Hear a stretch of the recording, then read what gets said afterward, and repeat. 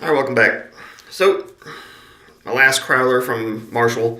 It's a Havana boat. It's 6.5%. It's American style IPA. It's oatmeal IPA with mango and pineapple, if I do believe. It's can 319. This is April, April 4th now. So, I had a little later and longer than I should have, but I think I had like 4 or so crowlers to go through and a whole case of Iron Monk to do, and I didn't drink beer for a couple of days. I know I'm slacking, but I can't be an alcoholic all day every day. Please excuse me.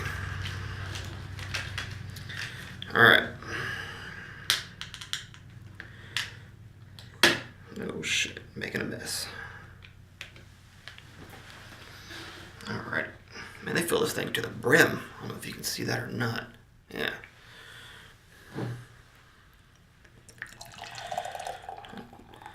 Ty is in Kansas at the moment. Sent me some pictures of some beers he's bringing back. We'll have some more beers to review next week. Today's Wednesday. You'll be seeing this Thursday. All these reviews that I do, I'm just going to kick them out the next day or whatever else. Do them ahead of all the pre-scheduled reviews. It's a little hazy. Not sure how well you can tell. That's too dark.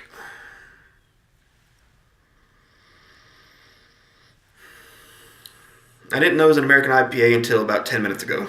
I just knew it was an IPA with mango and pineapple.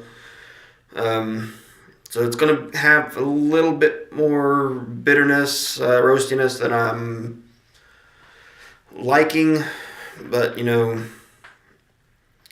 there's not a beer called Stevens Beer, so. Yeah, it smells a little roasty, a little tropical fruit. I'm getting a lot of just main roastiness, a little bitterness. I have to get into it.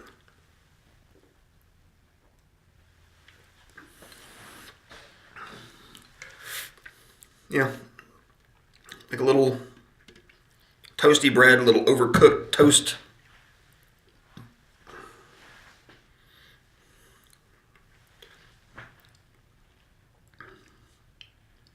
Bitterness kind of, not as strong as I thought it would be.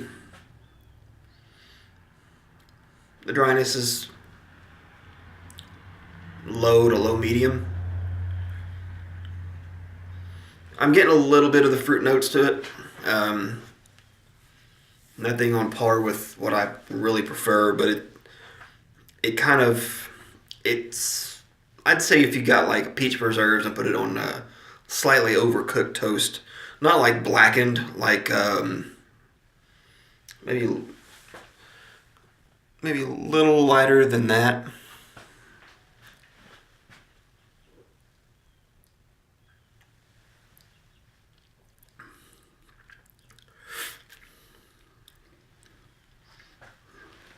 Yeah, the mango and pineapple kind of, to me, combine and make their own kind of a flavor. It's closer to a peach.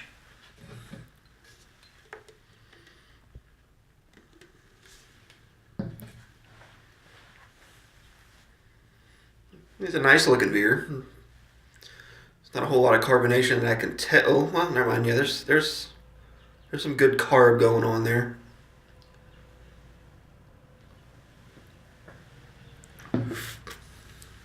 Some people might not know. A couple weeks ago, me and Cameron got together and did a New England style IPA with lactose.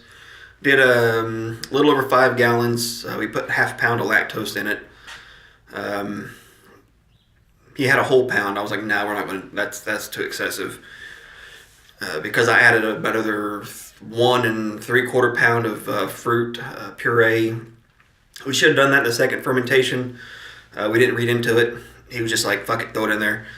It's like 3/4 pound or so, or slightly a little over 3/4 pound of mango and passion fruit. Had some Eldorado hops for the bittering hop. some Simcoe and Mosaic, I believe, was added to it. The Mosaic was in the dry hop. I forgot what else we did besides Simcoe. No, maybe it wasn't Simcoe. I think it might have been Simcoe and Citra. He wrote everything down, so when that beer is done, me and him will do a review on it and see how we like it.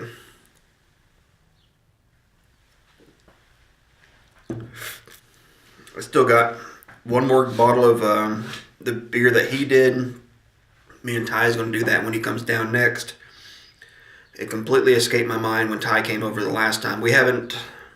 I think I got one more, the Haze Queen, and then it's on to me and Brad. But when that session of me and Ty, I completely forgot to get that beer out of the fridge.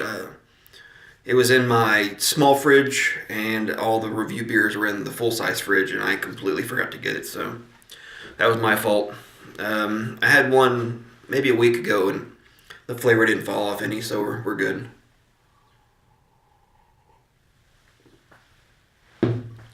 This Saturday, which is 2-3 days from now, Rough Tail's 5th anniversary party. I wish I could say I'm super stoked and excited to go, but I'm really not.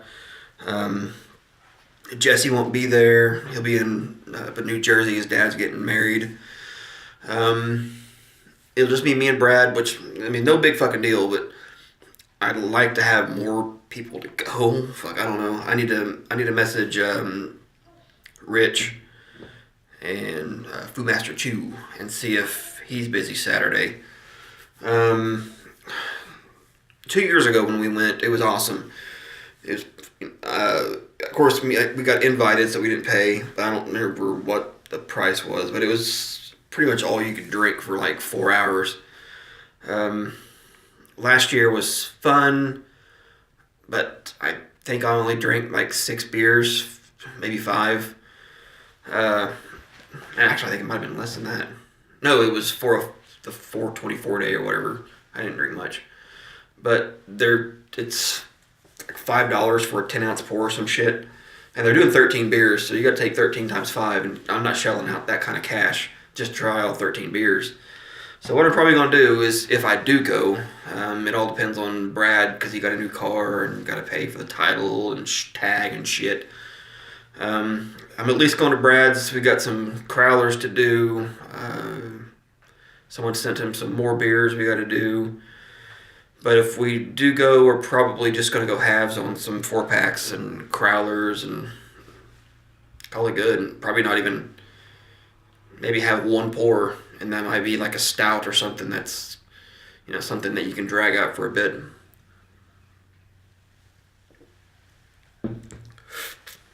There are some renditions that they're going to be doing.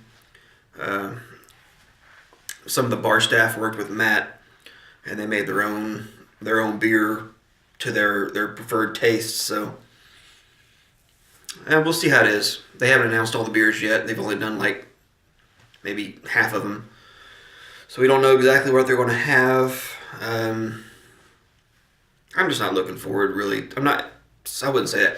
I'm not hyped. I'm not anticipation, excited.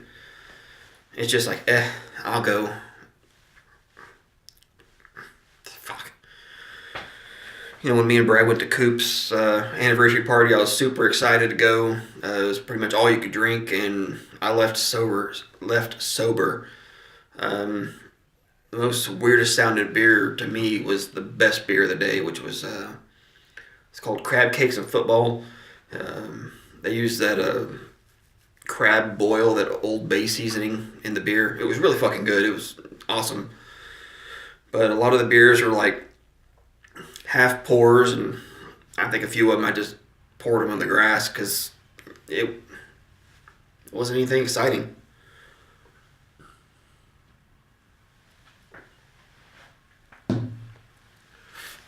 So this 6.5%, yeah, that's low to mid range for an IPA for me.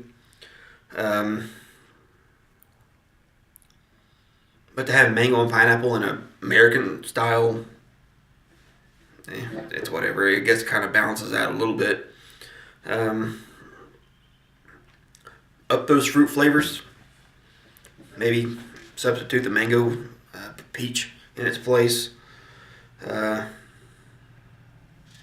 got the Tulsa flag emblem there. This is the first time I've ever been to Marshall's brewery, so they're having their 10th anniversary party soon. Not going, not going to Tulsa. When I went to get this, that was the first time I've been to Tulsa since the Harvest Beer Festival back in the fall. So here we are in the beginning of spring. I just don't have no reason to go to Tulsa, so it's whatever. This beer's okay. I'll say 8. It's nothing exciting, but it's above average. I'll say that. If it would have just been a regular American style IPA, I probably wouldn't have enjoyed it as much. It's just these fruit forward IPAs are something I really, really do like.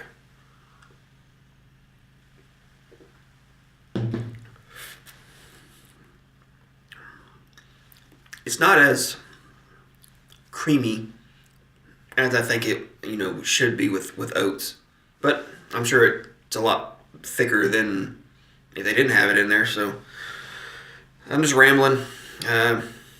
It's a good beer.